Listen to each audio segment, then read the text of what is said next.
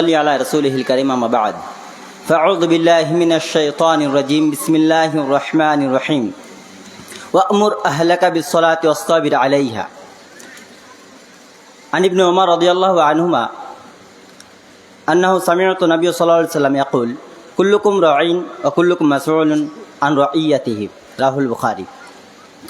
উপস্থিত আজকের এই সভার মাননীয় সভাপতি সাহেব ও ন্যায় বিচারকগণ এবং সামনে বসে থাকা দূর দূরান্ত থেকে আগত জ্ঞান পিপাসু তালিব ইলম ভাই, আজকের আলোচনার বিষয় সন্তানের প্রতি পিতামাতার দায়িত্ব।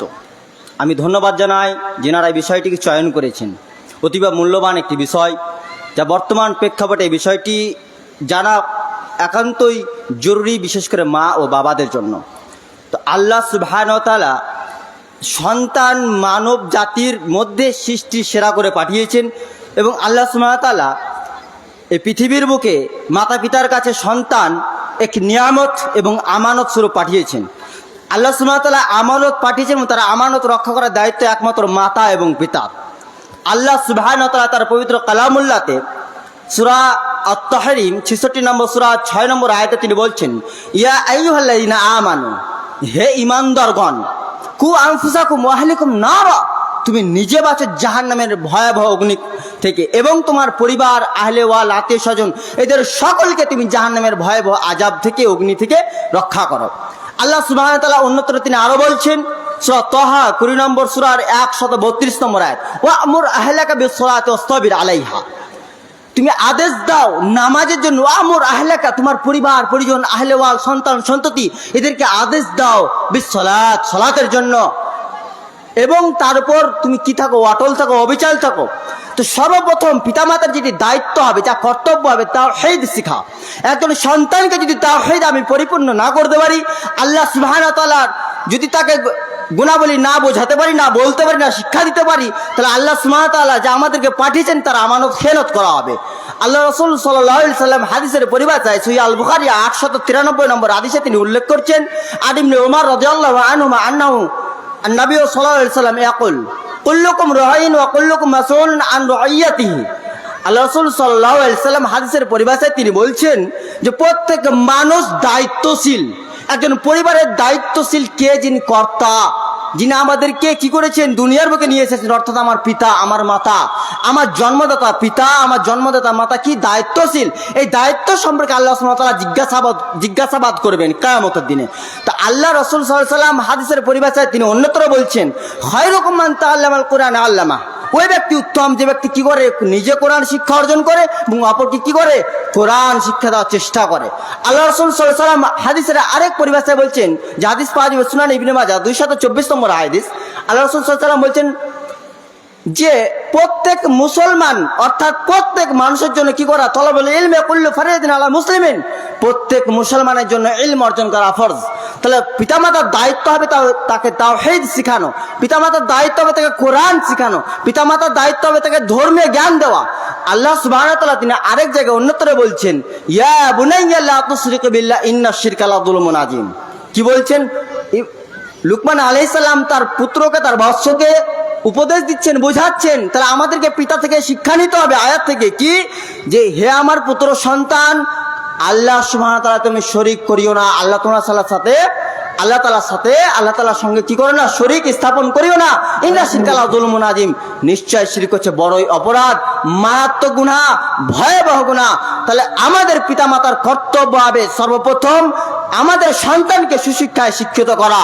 আমাদের কর্তব্য হবে পিতামাতাদের সর্বপ্রথম তাকে তাওহীদ শিখানো, আল্লাহ সুবহানাহু ওয়া তাআলার প্রতি তাকে কি করা, আকৃষ্ট করা। পরিশেষে আমি সকল পিতামাতার উদ্দেশ্যে এতটুকুই বলবো যে আমাদের প্রত্যেক পিতামাতা যেন তাদের সন্তানকে দ্বীনমুখী করেন এবং আল্লাহ ভীরুতা যেন তারা তৈরি করতে পারেন। এই বলে আমি আমার বক্তব্য ইতি করছি। আমার ইল্লাল বালাগ। আসসালামু আলাইকুম ওয়া রাহমাতুল্লাহ। ওয়া আলাইকুম আসসালাম ওয়া রাহমাতুল্লাহ। নেক্সট প্রতিযোগী 9 সে রেডি থাকতে বলবো। দিল বাদশা স্টেজে আসবে, রেডি থাকবে।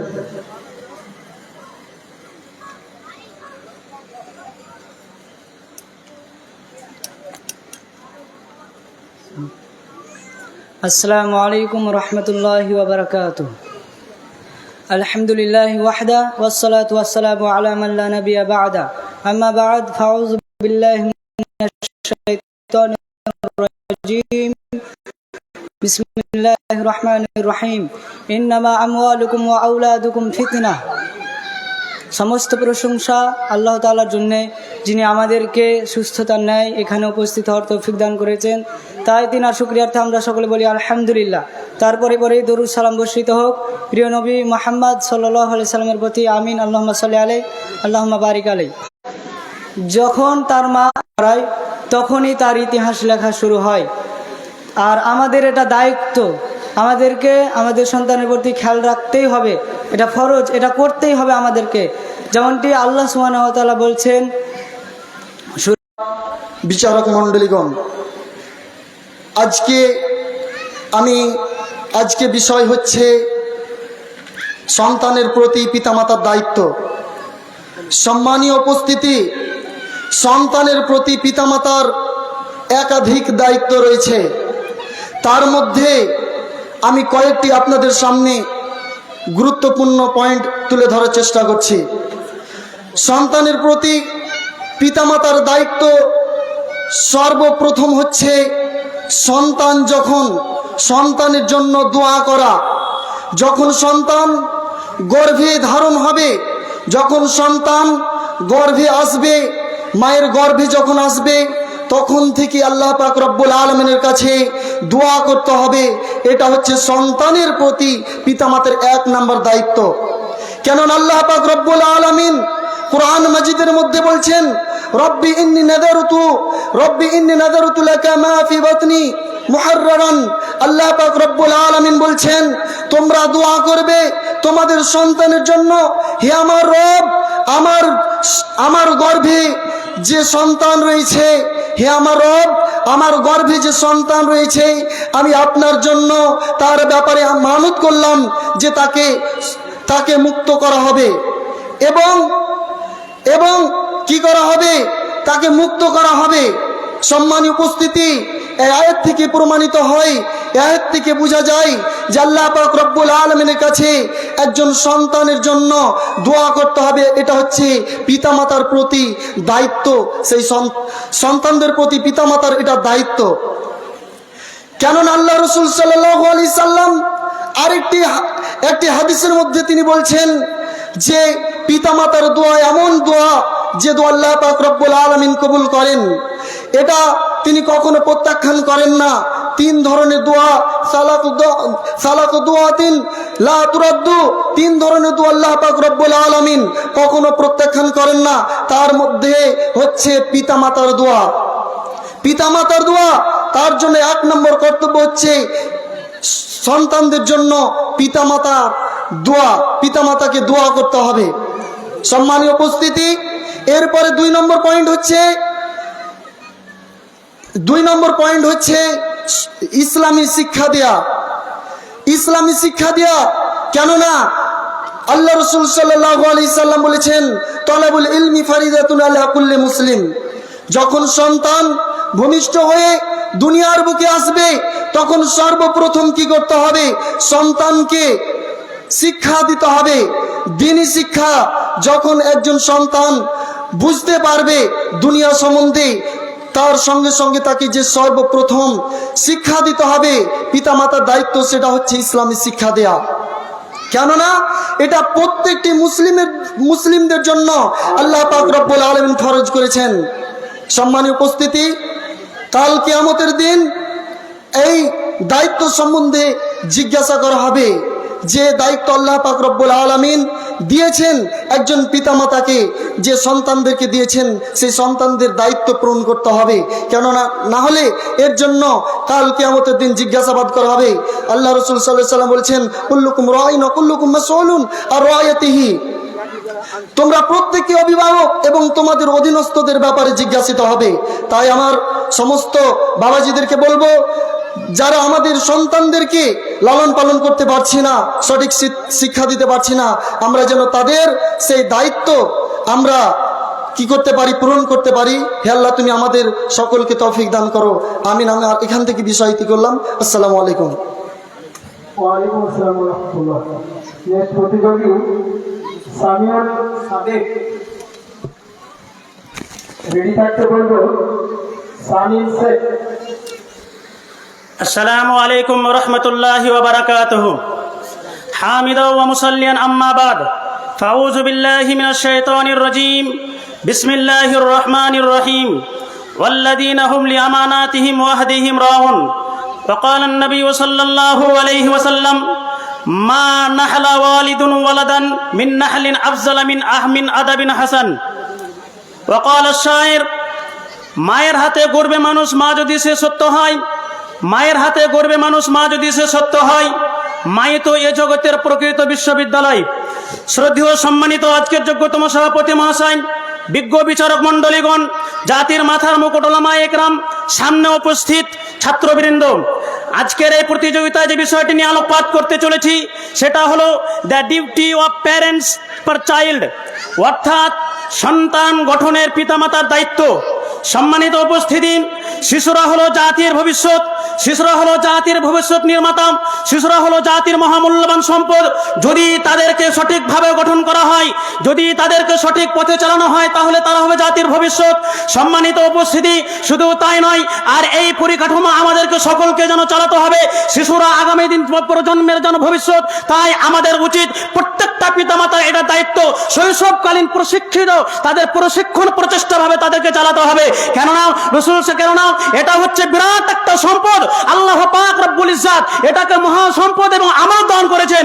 আল্লাহ তাবারাকা ওয়া তাআলা আমাদেরকে মুমিনদের বৈশিষ্ট্য বর্ণনা করতে গিয়ে তিনি বলছেন, পৃথিবীর মানুষ শুনে রেখো, ওয়াল্লাযীনা হুম লিআমানাতিহিম ওয়া আহদিহিম রাউন। মুমিন তো তারাই যারা আমানতকে রক্ষা করে, যারা ওয়াদাকে রক্ষা করে। শুধু এখান থেকে ক্ষান্ত নয়, রাসূল সাল্লাল্লাহু আলাইহি ওয়াসাল্লাম আমাদেরকে শিক্ষা দিয়ে গিয়েছেন।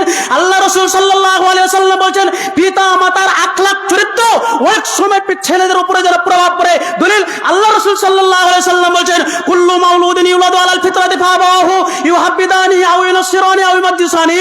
পৃথিবীর মানুষ শুনে রাখো, অনেক সময় প্রত্যেকটা সন্তান জন্মগ্রহণ করে, নবজাতক জন্মগ্রহণ করে তার পিতামাতার চরিত্রের উপরে, কিন্তু পিতামাতা কি করে পরবর্তীতে তাদেরকে ইহুদি, নাসারা, খ্রিস্টান, বেদুইন আরো বিভিন্ন ধর্মে তাদেরকে পরিচালিত করে দেয়। কেমন করে? আল্লাহ রাসূল বলছেন কামাসালিল বাহিমাতে তুনতাজুল বাহিমা। আল্লাহ রাসূল বলছেন একটা চতুষ্পদ প্রাণী যেমন সে আপনার কিনা সঠিকভাবে চলন করে। সম্মানিত উপস্থিতি, শুধু এখান থেকে ক্ষান্ত নয়, আদর্শ সন্তান গড়ার পিছনে সর্বপ্রথম আমাদেরকে ভূমিকা পালন করতে হবে অর্থাৎ নেক স্ত্রী গ্রহণ করা। সম্মানিত উপস্থিতি, কেননা অনেক সময় নেক স্ত্রী যদি গ্রহণ করা হয় তাহলে সন্তান আদর্শ হবে, এটাই হচ্ছে দলিল। রাসূল সাল্লাল্লাহু আলাইহি সাল্লাম বলেছেন, পৃথিবীর মানুষ শুনে রেখো, যখন তুমি একটা মেয়েকে বিয়ে করে নিয়ে আসবে তখন তার ভিতরে 4টি গুণ তোমরা দেখবে, দিয়ে তাকে বউ করে তোমরা নিয়ে এসো। কারণ অনেক সময় মায়ের চরিত্র সন্তানের উপর প্রভাব পড়ে। আল্লাহ রাসূল সাল্লাল্লাহু আলাইহি সাল্লাম অন্য এক বিশুদ্ধ হাদিসে বলছে, মান রাযাকাহুল্লাহু ইমরাতান সালিহাতান। আল্লাহ রাসূল যাকে ভালোবাসেন, আল্লাহ তাআলা যাকে রিজিক দিতে চান তাকে উত্তম স্ত্রী দান করেন। প্রিয় উপস্থিতি, শুধু তাই নয়, উত্তম সন্তান গ্রহণ করার পিছনে দ্বিতীয় নম্বর ভূমিকা হচ্ছে গারসুল আকিদাতে ওয়াল ঈমান, ঈমান এবং আকীদাকে রোপণ করা। রাসূল সাল্লাল্লাহু তাবারাকা ওয়া তাআলা বলছেন, ঈমান এবং আকীদা এই দুটো বস্তুকে সামনে রেখে সমস্ত আমলকে যেন আগে বাড়ানো হয়, প্রতিষ্ঠিত করা হয়। আল্লাহ পাক রব্বুল আলামিন বলছেন, জারাবাল্লাহু মাসালান তাইয়্যিবাতান কাসীরাতান। আল্লাহ পাক রব্বুল আলামিন এই আয়াতের মাধ্যমে আমাকে বোঝাতে চাইছেন ঈমান ও আকীদার সন্তানের উপর প্রভাব পড়ে। সম্মানিত উপস্থিতি, নাম্বার 3 সেটা হলো কাসরাতুদ দোয়া, বেশি বেশি করে দোয়া করা। আল্লাহ রাসূল সাল্লাল্লাহু আলাইহি সাল্লাম বলেছেন, 3 প্রকারের ব্যক্তির দোয়াকে কখনো আল্লাহ রিটার্ন করেন না। তার ভিতরে একটা হচ্ছে দাওয়াতুল ওয়ারিদ, যখন পিতা আল্লাহর কাছে দোয়া করবে আল্লাহ তাআলা কবুল করবেন। দলিল, আল্লাহ রাসূল সাল্লাল্লাহু আলাইহি সাল্লাম বলেছেন, পিতা যখন হযরত যাকারিয়া আলাইহিস সালাম আল্লাহর কাছে দোয়া করলেন, হযরত ইব্রাহিম আলাইহিস সালাম আল্লাহর কাছে দোয়া করলেন, রব্বি হাবলি মিনাস সালিহিন। সম্মানিত উপস্থিতি, তাই ইসলামিক আন্দোলন এমন পিতা কামনা করে যাদেরকে ইসলামের সন্তানদেরকে ইসলামিক কর্তৃক দায়িত্ব পালনে তাদেরকে আপনার কিনা অব্যাহত করবে। ঠিক এরকমই ইসলাম এমন নারীকে কামনা করে যেই নারীরা সন্তান জন্ম করতে গেলে তারা বলবে, আমি একজন মা, আমি জন্ম গ্রহণ করেছি, আমি পেটে ধারণ করেছি হযরত মুহাম্মদ সাল্লাল্লাহু আলাইহি ওয়াসাল্লামের মতো মানুষকে। আমি মা, আমি জন্মগ্রহণ করেছি, আমি জন্ম দিয়েছি মুহাম্মদের মতো মানুষকে। এই শিক্ষা দিয়ে সন্তানদেরকে আগে বাড়াতে হবে।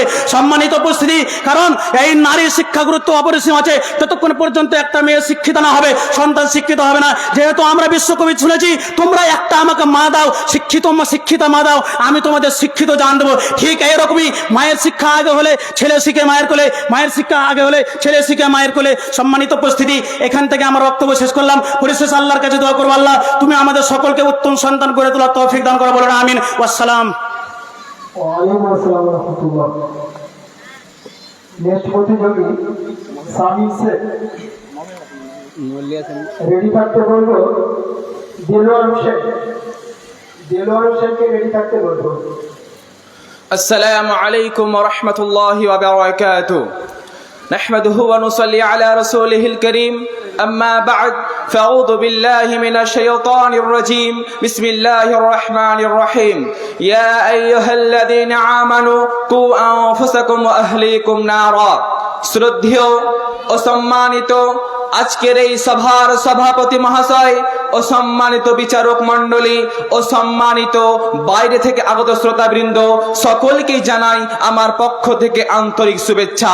সম্মানিত উপস্থিতি, আজকে আপনাদের সম্মুখে যে বিষয়বস্তু নিয়ে উপস্থিত হয়েছি, সেই বিষয়বস্তুর নাম হচ্ছে সন্তানের প্রতি পিতামাতার দায়িত্ব।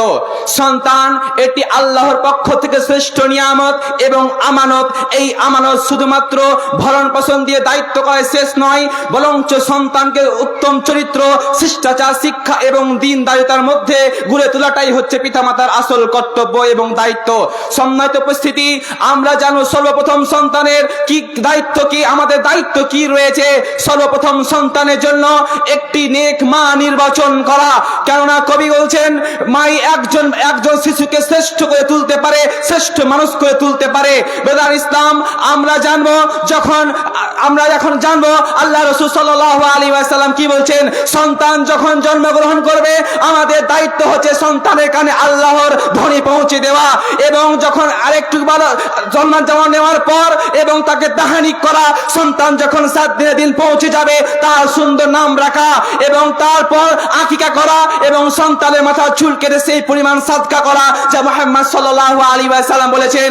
সন্তান যখন একটু বড় হবে, কথা বলতে শিখবে, আমাদের দায়িত্ব হলো সন্তানকে কালেমা শিক্ষা দেওয়া। আল্লাহ রাসূল বলছেন, তালাবুল ইলমি ফারিজাতুন আলা কুল্লি মুসলিম। প্রত্যেকটা মুসলমানের উপর শিক্ষা অর্জন করা ফরজ। এই নয় যে আপনার সন্তানকে আলেম করতে হবে। আপনার সন্তান হোক না ডক্টর, মাস্টার, ইঞ্জিনিয়ার, প্রফেসর, আপনার সন্তানকে অতটুকু শিক্ষা দেন যতটুকু আপনার সন্তান ইসলামের প্রতি অটল থাকতে পারে। সম্মানিত উপস্থিতি, আমরা কি একটা কথা ভেবে দেখেছি, সন্তান জন্ম নেওয়ার পর তার প্রথম স্কুল, তার প্রথম বিদ্যালয় কোনটি? তার প্রথম বিদ্যালয় হলো তার পরিবার, এবং সেই পরিবারের প্রধান শিক্ষক শিক্ষিকা হলেন তিনার পিতামাতা।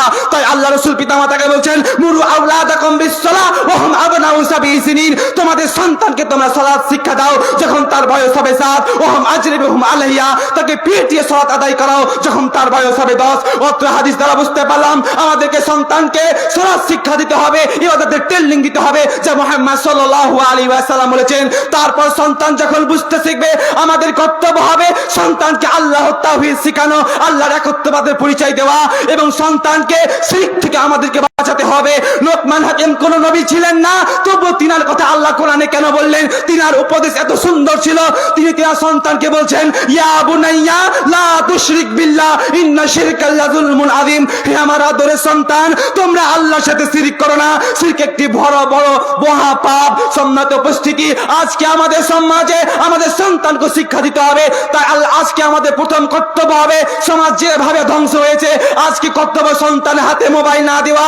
আজকে আমাদের সমাজ ধ্বংস হওয়ার কারণ একমাত্র এই মোবাইল। উপযুক্ত বয়স না হওয়া পর্যন্ত সন্তানকে মোবাইল দেওয়া যাবে না। তাই আজকে সন্তান সেই মোবাইলের কারণে অশ্লীল ছবি, অশ্লীল ভিডিও, এগুলো দেখে সন্তান খারাপ কাজে লিপ্ত থাকে। তাই আল্লাহ তাআলা বলছেন, ইয়া আইয়ুহাল্লাযীনা আমানু কু আনফুসাকুম ওয়া আহলিকুম নারা। হে ঈমানদারগণ, তোমরা নিজে এবং তোমার আহল পরিবারকে আল্লাহর আগুন থেকে বাঁচাও। অত্র আয়াত দ্বারা বুঝতে পারলাম আজকে আমাদের সন্তানদেরকে খারাপ পাপ কাজ থেকে ফিরিয়ে আনতে হবে। এই আয়াত থেকে আরেকটি পয়েন্ট তুলে ধরা যায়। আল্লাহ তাআলা বলছেন তোমরা নিজে বাঁচো তারপর সন্তানকে বাঁচাও। আজকে পিতামাতাকে সঠিক হতে হবে, যদি পিতামাতা সঠিক না হয় সন্তান ঠিক হবে না। ইমাম কাইয়্যিম রাহিমাহুল্লাহ তিনি বলছেন সন্তান শুধুমাত্র খারাপ হয় পিতামাতার কারণে। তাই আজকে আমাদেরকে পিতামাতাকে সর্বপ্রথম পিতামাতাকে সঠিক হতে হবে, তারপর যেটা দায়িত্ব সন্তানকে বিবাহ দিতে হবে। আজকে সন্তান জেনা, হস্তমিথন, খারাপ কাজে লিপ্ত হওয়ার কারণ সন্তানের বিবাহ না দেওয়া। আজকে আমাদের দায়িত্ব হবে উপযুক্ত বয়স হওয়া পর্যন্ত ও হয়ে যাওয়ার পর সন্তানের বিবাহ দিতে হবে। এটাই হচ্ছে আমাদের কর্তব্য। পরিশেষে আল্লাহর কাছে দোয়া করে, হে আল্লাহ আপনি আমাদেরকে সকলকে যেন সন্তানের প্রতি দায়িত্ব সঠিকভাবে পালন করতে পারি এবং সন্তানকে সুশিক্ষা শিক্ষিত অর্জন করাতে পারি। আল্লাহ আপনারা আমাদের তৌফিক দান করুন। এখান থেকে বক্তব্য ইতি করছি। ওয়া আখির দাওয়ানা আনিল হামদুলিল্লাহি রাব্বিল আলামিন। আসসালামু আলাইকুম ওয়া রাহমাতুল্লাহি ওয়া বারাকাতুহু। ওয়ালাইকুম আসসালাম ওয়া রাহমাতুল্লাহ। নেক্সট প্রতিযোগী দিলওয়ার হোসেন, রেডি থাকতে বলবো নূর হাসান। আসসালামু আলাইকুম ওয়া রাহমাতুল্লাহ। نحمده ونصلي على رسوله الكريم أما بعد أعوذ بالله من الشيطان الرجيم بسم الله الرحمن الرحيم يا بني لا تشرك بالله القرآن قال النبي صلى الله عليه وسلم أو ولد صالح يدعو له الحديث এই প্রতিযোগিতার সভাপতি মহাশয় এবং সামনে বসে থাকা দূর দূরান্ত থেকে আগত ইলম সঞ্চয়কারী প্রতিযোগিতাতে অংশগ্রহণকারী ভ্রাতৃত্ব ভাই সকল সবাইকে জানায় আন্তরিক সালাম ও শুভ অভিনন্দন শুভেচ্ছা। আজকের আমার এই প্রতিযোগিতার বিষয় হচ্ছে সন্তানের প্রতি পিতামাতার কর্তব্য দায়িত্ব। যখন সন্তান মায়ের গর্ভে জন্ম নেয়, তখন সেই মা পিতামাতার কর্তব্য হলো সেই আল্লাহ রাব্বুল আলামিনের কাছে হযরত ইব্রাহিম আলাইহিস সালামের মতো দোয়া করতে হবে, রব্বির হাবলি মিনাস সালিহিন, এই আল্লাহ তুমি আমাকে একটি নেক সন্তান দান করো। যখন সন্তান পৃথিবীতে ভূমিষ্ঠ হয়ে আসবে তখন যেন তার কানে আযান দেয়, মান ওয়ালাদা লাহু ফালিউয়াজ্জিন, যখন যার সন্তান জন্মগ্রহণ করবে তাকে যেন আযান দেয়, ফি উজনিহিল ইসরা, তার ডান কানে যেন আযান দেয়, ও আকামা ফি ইজরিহিল ইমনা, যখন তার সন্তান জন্মগ্রহণ করবে যেন তার সন্তানের ডান কানে আযান দেয় এবং বাম কানে যেন ইকামত দেয়।